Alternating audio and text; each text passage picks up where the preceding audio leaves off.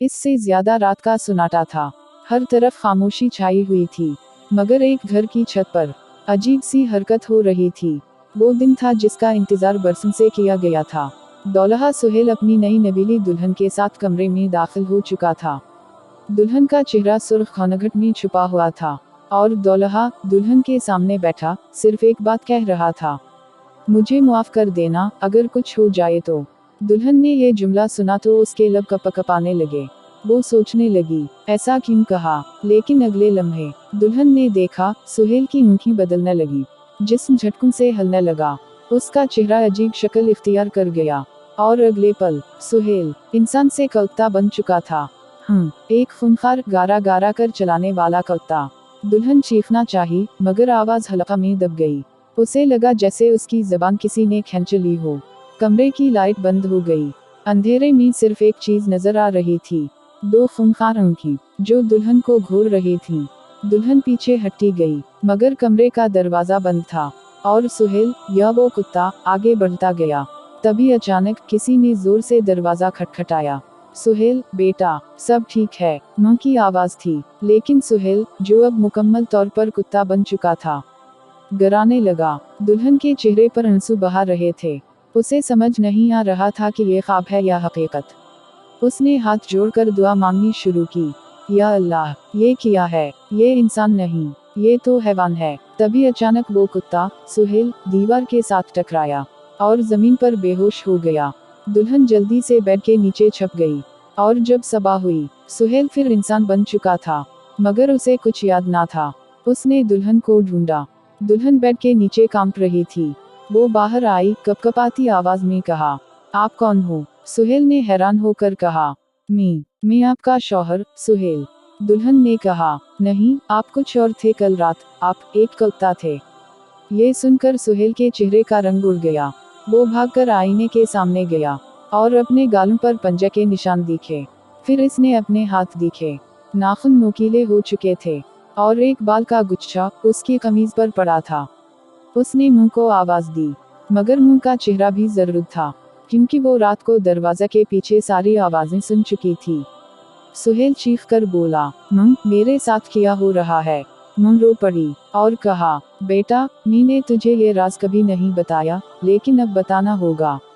सुहेल ने चौंक कर पूछा, कौन सा राज। मुंह ने कहा, तेरा बाप भी पहली रात को कुत्ता बन जाता था। ये सुनकर सुहेल की दिल की धड़कन रुक गई, और उसने बेहोश होकर मुंह की गोद में सर रख दिया। इससे ज्यादा सबा हो चुकी थी, मगर सुहेल की आंखों में अभी भी रात का खौफ झलक रहा था।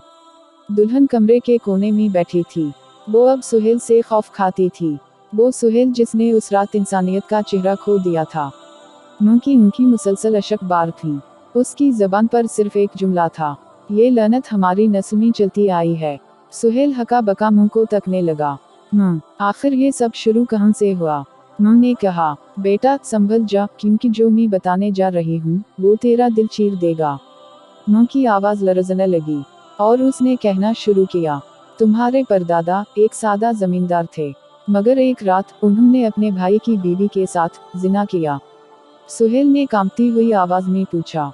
फिर मुंह बोली, उसी रात एक कुत्ता दरवाजा के बाहर आया, और जब सुबह हुई तुम्हारे परदादा इंसान ना रहे, वो कुत्ता बन चुके थे। सुहेल का जिस्म पसीने में भीग गया। वो चलाया, ये सब क्या बकवास है, ये मुमकिन नहीं। मगर तभी दुल्हन चीख पड़ी, ये मुमकिन है, क्योंकि मैंने अपनी आंखों से देखा है। उसने आंखों में आंसू भरकर कहा, मैंने उस रात तुम्हें दीवार पर 4 पैरों पर चढ़ते देखा था। सुहेल की सांसें तेज हो गईं। वो दीवानों की तरह कमरे से बाहर भागा, गांव की मस्जिद की तरफ। मौलवी साहिब को जाकर गले लगा लिया। मौलवी साहिब, मैं कुत्ता बन जाता हूँ। मौलवी चौंक कर पीछे हट गए, और कहा, बेटा तुम्हें किसी आमिल के पास ले जाना होगा, ये बात इंसानों के दायरे से बाहर है। उसी दिन शाम को सुहेल, उसकी मां और दुल्हन जंगल के उस पार एक वीरान झोंपड़ी में पहुंचे, जहां बाबा नूरी रहते थे। बाबा नूरी एक अंधा आमिल, मगर हर आंखा से ज्यादा देखने वाला। जैसे ही सुहेल अंदर दाखिल हुआ, बाबा नूरी ने सर उठाया और चीख कर कहा, लानत का वारिस आ गया। सुहेल पीछे हट गया। उन्होंने हाथ जोड़कर कहा, बाबा, हमारे बेटे को बचा लो। बाबा नूरी ने कहा, लानत उतरेगी मगर कीमत चुकानी होगी। दुल्हन ने कहा, क्या कीमत? बाबा नूरी ने कहा लगाया और कहा, या तो शौहर बचेगा या बीवी मरेगी। सुहेल चीखा, नहीं, मैं किसी को मरने नहीं दूंगा। तभी बाबा नूरी ने सुहेल के माथे पर हाथ रखा और उसका जिस्म कांपने लगा। अचानक सुहेल जमीन पर गिर पड़ा और उसके मीना से झाग निकलने लगी। उसके हाथ पंजों में बदल रहे थे। उसके मीना से आवाज आई, बचाओ, मैं कलता बन रहा हूँ।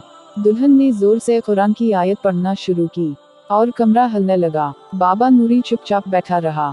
सुहेल का जिस्म झटकों से लरजता रहा और फिर एक लम्हा आया जब उसके दोनों हाथ जमीन पर लग गए। उसकी आंखों की पतलियां सफेद हो गईं और उसके अंदर से एक अजीब सी हंसी निकली। मैं अब सुहेल नहीं रहा, मैं वो हूँ जो नस्ल से छुपा रहा। बाबा नूरी चीखा, ये उसका कब्जा है जिसने लानत की इब्तिदा की थी। ये जिना के बदले आया अजाब है। मैं जमीन पर बैठ गई और चलाकर कहा, या अल्लाह, हमारे गुनाहों को माफ कर दे। सुहेल, या जो भी वो बन चुका था, दीवार पर चढ़ गया और छत फाड़कर बाहर निकल गया। उस रात गांव में कुत्तों की आवाजें गौनजती रहीं और सबा सुहेल नंगे पांव मस्जिद के दरवाजे पर पाया गया। उसके जिस्म पर खून था मगर उसकी आंखों में मासूमियत, जैसे कुछ हुआ ही ना हो। दुल्हन ने उसे देखा और सिर्फ एक जुमला कहा, ये इंसान है या लानत का मुजस्समा। मगर दुल्हन खुद भी जान चुकी थी कि उसकी जिंदगी अब आम ना रहेगी, क्योंकि सुहेल हर रात कुछ और बनने लगा था। और अगली रात वो सिर्फ कलता नहीं बनेगा, वो कुछ और भी बनेगा। इससे ज्यादा सुहेल मस्जिद के दरवाजे पर खून में लथपथ पाया गया। गांव के लोग उसे देखकर पीछे हटने लगे मगर मौलवी साहिब ने उसे उठाया, गले लगाया और अजान की आवाज इसके कानों में दी। मगर सुहेल की आंखों में कुछ और था। वहाँ मासूमियत नहीं बल्कि अंधेरा छुपा था। वो अंधेरा जो सिर्फ वही देख सकता था जिसने गुनाह किया हो। माँ और दुल्हन उसके पास पहुंचे। सुहेल ने नजरें झुकाकर सिर्फ एक बात कही, मैं अब कलता नहीं, कुछ और भी बन रहा हूँ। दुल्हन की रंगत पीली पड़ गई, उसके लब कपकपाने लगे। किया कुछ और? सुहेल ने आहिस्ता से कहा, जब रात आई तो मेरी पीठ पर निकल आए और मैं भूखने के बजाय हवा में उड़ रहा था। दुल्हन की चीख निकल गई, ये इंसान नहीं रहा। बाबा नूरी को बुलाया गया। बाबा नूरी ने कहा, अब लानत ने शक्ल बदल ली है, ये अब एक शरीर में बदल चुका है। मैं गिर पड़ी, बाबा मेरे बेटे को बचा लो। मगर बाबा नूरी ने सर झटका, अब वो तेरे बेटे जैसा नहीं रहा, अब वो खुद लानत है। दुल्हन ने रोते हुए कहा, मैं तलाक लूं, छोड़ दूं उसे। बाबा नूरी ने कहा, अब छोड़ो या रोको, लानत तुम्हारे साथ जुड़ चुकी है। उस रात सुहेल घर के कमरे में कैद था। दरवाजे पर जंजीर लगा दी गई। मगर जैसे ही रात के 12 बजे कमरे से अजीब सी चीखें आना शुरू हो गईं। दीवारें हिलने लगी और दुल्हन ने खिड़की से झांका तो सुहेल अब कलता नहीं था। वो एक उड़ने वाला, बालों भरा, दांतों वाला दरिंदा था। उसके पर दीवार से टकरा रहे थे। वो एक नई मखलूक बन चुका था। तभी दुल्हन ने कुरान खोला और सूरह अल-बकरा की तिलावत शुरू की। सुहेल की आंखों से आग निकलने लगी। वो दीवार से जा टकराया और जमीन पर गिरा। मैं दरवाजा खोलकर अंदर दौड़ी, लेकिन जो सुहेल वहां पड़ा था वो अब भयानक इंसान था। उसके चेहरे पर जख्म, आंखें खून से भरी हुई और हाथों की उंगलियां नोकीले पंजों में बदल चुकी थीं। उन्होंने कहा, ये वो नहीं जो पैदा हुआ था, ये लानत का बेटा है। अगले दिन गांव में अफवाहें फैल गईं। फलाने के बेटे को जिन चमट गया है, वो हर रात शक्ल बदलता है।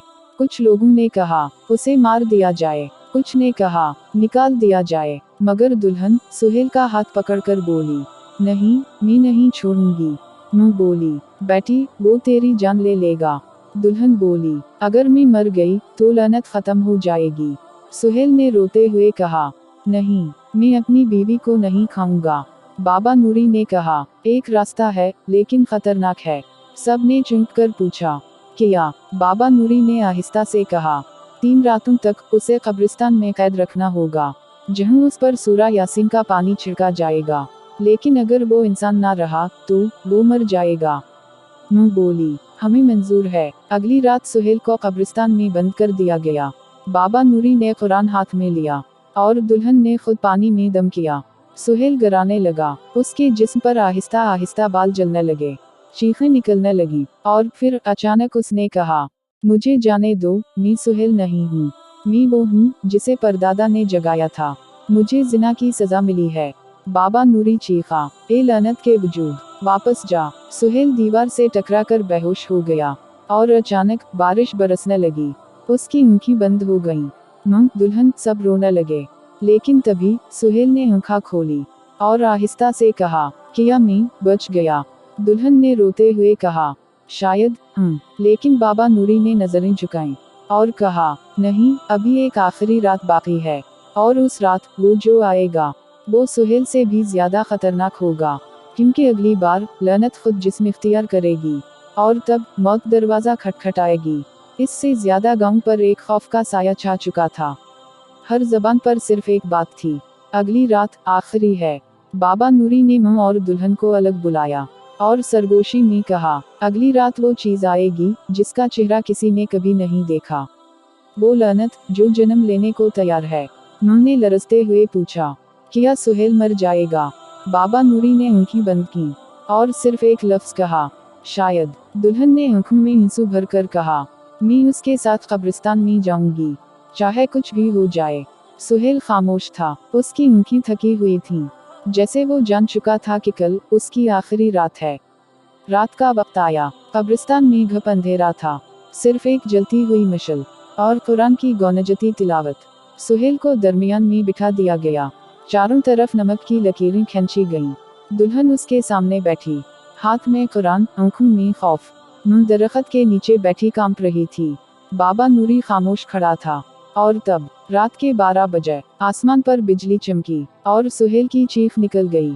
उसके जिस्म पर नीला जहर उभरने लगा। उसके मिना से ऐसी जबान निकली जो इंसानों की ना थी। वो बोलने लगा, मैं वो हूँ जो नस्ल से कैद था, आज आज़ाद हुआ हूँ, और ये जिस्म मेरा है। दुल्हन चीखी, सुहेल, लड़ू, वापस आ जाओ। मगर सुहेल की आंखें खून से भर गईं। उसके दोनों हाथ दरिंदे के पंजों जैसे हो गए। उसकी आवाज़ भैरये जैसी थी। बाबा नूरी ने सूरह जिन की आयत पढ़ी, मगर कोई असर ना हुआ। तभी जमीन हिलने लगी और कब्रें खलने लगी, जैसे मरदे जागने लगे हों। सुहेल ने जमीन पर हाथ मारा और चीख कर कहा, मैं सुहेल नहीं हूँ, मैं वो हूँ जिसे तुम्हारे गुनाहों ने पैदा किया। मैं हर रात एक नई शक्ल बनूंगा। दुल्हन रो पड़ी, या अल्लाह, तो रहीम कर। सुहेल का जिस्म अब मुकम्मल तौर पर बदल चुका था। उसके पीछे दुम निकल आई, उसके जिस्म से काले पर निकले, और वो कब्रिस्तान के दरमियान फिजा में मुअल्लक हो गया। बाबा नूरी ने आखिरी दुआएं शुरू की और कहा, अब एक ही सूरत है, यही बीवी इस लानत को ख़त्म कर सकती है, अपने खून से। दुल्हन कांप गई, क्या मैं खून हूँ? बाबा नूरी ने कहा, अगर तुम अपने खून से उस पर आयत लिख दो तो वो वापस सुहेल बन सकता है। दुल्हन ने छुरी ली, अपनी हथेली काट ली और सुहेल के सीने पर खून से लिखा, बस्मिल्लाहिर्रहमानिर्रहीम। सुहेल ने चीख मारी, फिजा में झटका आया और एक धमाका हुआ। कब्रिस्तान हिल गया और सब कुछ खामोश हो गया। सुहेल जमीन पर गिर पड़ा, उसके जिस्म पर कोई बाल ना थे, उसकी आंखें बंद थीं। दुल्हन ने उसे गोद में लिया, सुहेल उठो। सुहेल ने आहिस्ता से आंखें खोली और सिर्फ इतना कहा, मैं वापस आ गया। उन्होंने सजदा किया। बाबा नूरी ने कहा, तुम जीत गए, मगर लानत अब भी खत्म नहीं हुई। दुल्हन ने चौंक कर पूछा, क्यों? बाबा नूरी ने कहा, क्योंकि लानत खत्म तब होगी जब वो शख्स मरेगा जिसने इस सब की शुरुआत की थी, और वो अब भी जिंदा है। दुल्हन ने पूछा, कौन? बाबा नूरी ने नजरें झुकाकर कहा, तुम्हारे परदादा आज भी जिंदा हैं, एक जंगल में एक कुत्ते की शक्ल में। अब उसे मारना होगा। सुहेल ने कहा, फिर अगली रात हम जंगल जाएंगे और उसका खात्मा करेंगे। लेकिन वो जंगल जहाँ लानत पैदा हुई थी, वहाँ मौत भी छुपी हुई है। इससे ज्यादा अगली सबा सूरज की करनी भी गांव पर अधूरी पड़ी थी। जैसे आसमान भी जानता हो कि आज कुछ नाकाबिल तसव्वुर होने वाला है। बाबा नूरी ने सुहेल को बुलाया। उसके हाथ में एक खूनी नक्शा था। ये वो जगह है जहाँ लानत ने जन्म लिया, ये जंगल जहाँ तुम्हारे परदादा ने पहला गुनाह किया। सुहेल ने वो नक्शा पकड़ा और बगैर कुछ कहे दुल्हन की तरफ देखा। दुल्हन ने सर हिलाया, मैं भी साथ जाऊंगी। उन्होंने कहा, नहीं, तुम दोनों वहाँ ना जाओ। बाबा नूरी ने कहा, अगर तुम ना गए तो लानत वापस पलटेगी। और अगली बार तुम्हारे होने वाले बच्चे को चिमटेगी। ये सुनकर सुहेल के पैरों तले जमीन निकल गई। मेरे बच्चे, दुल्हन ने सर झुका लिया और आहिस्ता से कहा, हम सुहेल, मीमू बनने वाली हूँ। सुहेल ने दोनों हाथों से अपना चेहरा पकड़ लिया। नहीं, मैं अपने बच्चे को लानत नहीं बनने दूंगा। उसी दिन वो दोनों जंगल की तरफ रवाना हुए। सुहेल के हाथ में कुरान, दुल्हन के हाथ में दुआ और दिल में खौफ। जैसे ही वो जंगल में दाखिल हुए, दरख्तों की शाखें झुकने लगी और फिजा में जहरीली बदबू फैल गई। हर तरफ सुनाटा, परिंदे भी गायब। तभी सुहेल की नज़र एक पुरानी वीरान कोठड़ी पर पड़ी, जो मिट्टी, हड्डियों और पुरानी जंजीरों से बनी हुई थी। दुल्हन ने कहा, ये वही जगह है। सुहेल ने सर हिलाया, यही है लानत की जन्मगाह। अचानक दरख्तों के पीछे से एक आवाज आई, क्या तुम मुझे मारने आए हो? सुहेल ने तलवार निकाली, मगर सामने जो आया वो इंसान ना था, एक भयानक बोसीदा जिस्म, आधा कुत्ता आधा इंसान।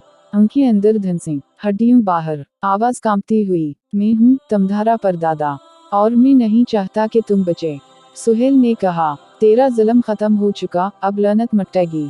परदादा ने कहा लगाया, लानत खत्म नहीं होती, वो जिस्म बदलती है, और अब तमधारा बच्चा मेरा वारिस होगा। दुल्हन चीख पड़ी। सुहेल ने आगे बढ़कर कुरान पढ़ना शुरू किया, मगर परदादा हुआ मी उड़ने लगा। मेरे जिस्म पर कुरान असर नहीं करता, क्योंकि मैं इंसान नहीं रहा। तभी सुहेल ने जमीन से मिट्टी उठाई और उसमें दुल्हन के आंसू मिलाए। ये है मुंह का आंसू और बेटे की कसम। उसने वो मिट्टी परदादा पर फेंकी और आयत अल कुर्सी जोर से पढ़ी। परदादा चीखने लगा, उसके जिस्म से धुआं निकलने लगा। नहीं, मुझे मरने मत दो। सुहेल ने दुल्हन से सूरा यासीन की आखिरी आयत पढ़वाई और परदादा एक झटके से फट गया। जंगल लरज उठा, आसमान पर काले बादल चटके और हर तरफ खामोशी छा गई। सुहेल जमीन पर गिर गया। दुल्हन दौड़कर उसके पास पहुंची। सुहेल की सांस चल रही थी। उसने मुस्कुरा कर कहा, अब लानत खत्म हो गई। दुल्हन रो पड़ी, हम सुहेल, हमारा बच्चा अब लानत से पाक होगा। मगर तभी दूर से एक दरख्त के पीछे एक साया हलता हुआ नजर आया। बाबा नूरी की आवाज आई, कहानी खत्म हुई, या लानत ने नया रूप ले लिया।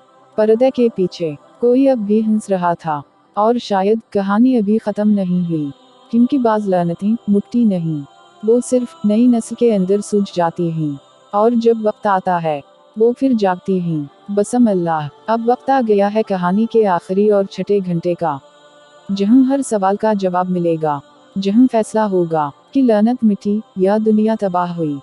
हिस्सा 6, छठा घंटा, आखिरी रात, आखिरी सांस। दुबलहा पहली रात का उत्ता बन गया, किया लानत वाकई खत्म हुई।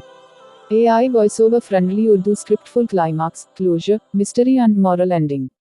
इससे ज्यादा सुहेल और दुल्हन जंगल से लौटे तो गांव में खामोशी थी, जैसे सब जान चुके हूँ कि कुछ बड़ा खत्म हो चुका है। उन्होंने सुहेल को गले लगाकर कहा, बेटा तू जीत गया।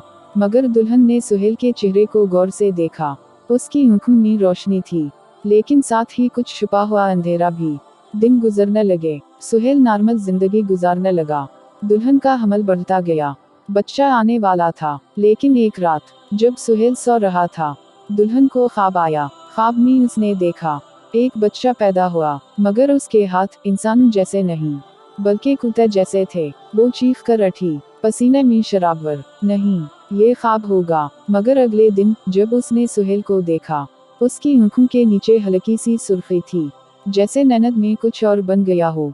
उसने सुहेल से पूछा, रात को कुछ हुआ? सुहेल ने इनकार किया, नहीं, मैं तो सोया रहा। मगर मुंह ने एक बात कही, रात मेरे कमरे में कुछ चलता फिरता था। मैंने कदमों की आवाज सुनी। दुल्हन ने सुहेल को घोरा, किया वो लानत फिर जाग गई है। बाबा नूरी को बुलाया गया। बाबा नूरी बूढ़ा हो चुका था। उसने सुहेल की पेशानी पर हाथ रखा और आहिस्ता से कहा, नहीं सुहेल, में अब लानत नहीं, लेकिन लानत उसमें है जो अभी पैदा नहीं हुआ। सब चूक गए, किया बच्चा लानती होगा। बाबा नूरी ने कहा, नहीं, लानत का वारिस वही होता है जो मां की कोख में डरे। अगर तुम उसे खौफ के बगैर पैदा करोगी तो वो पाक होगा। दुल्हन ने सुहेल का हाथ पकड़ा, तो हम डरेंगे नहीं, हम दुआ करेंगे। और जब बच्चे की विलादत का वक्त आया, पूरे गांव में सूरा यासीन की तिलावत होने लगी। हर घर में अजानें दी गईं, और जैसे ही दुल्हन ने बच्चे को जन्म दिया, वो बच्चा एकदम खामोश था, ना रोया ना चीखा। सबके दिल धड़कने लगे। दुल्हन ने बच्चा गोद में लिया। सुहेल ने कहा, क्या ये लानती है? तभी बच्चे ने आहिस्ता से आंखें खोलीं और अजान की आवाज पर मुस्कुरा दिया। बाबा नूरी की आंखें भर आईं। ये बच्चा लानत का खातिमा है। अब कोई लानत नहीं, कोई साया नहीं। सबने सजदा शकर अदा किया। मगर तभी दूर जंगल के पार एक साया हंसा और बोला, लानत कभी खत्म नहीं होती, बस नई शक्ल में छप जाती है। पर्दा गिरा, कहानी खत्म हुई, लेकिन सबक बाकी है। इससे ज्यादा जो गुनाह छपकर किए जाएं उनके असरात नस्लों तक जाते हैं। अगर चाहो कि तुम्हारी आने वाली नस्ल लानत से पाक हो, तो आज ही सच तौबा और अल्लाह की तरफ पलटो, क्योंकि बाज लानतें सिर्फ कुरान से ही मरती हैं। दुलबुर वाइस के इस सबक आमोज दिल दहला देने वाले सिलसिले को पसंद करें, सब्सक्राइब करें और दूसरों को भी सबक दें।